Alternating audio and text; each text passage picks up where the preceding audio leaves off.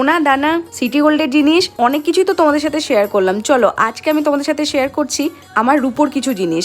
তুমি তো দেখতেই পাচ্ছ একটা সুন্দর ডিশ আছে, আর ডিশটা না অনেকটাই বড়। ফুলসজ্জার তত্ত্বতে এই ডিশ, গ্লাস, চামচ, রূপোর কয়েন আর একটা রাধাকৃষ্ণ ঠাকুর, এই সব কিছু আমার বাড়ি থেকে দিয়েছিল। আর হ্যাঁ, চামচটাও। আমার তো গ্লাসের ডিজাইনটা না ভীষণ ভালো লাগে।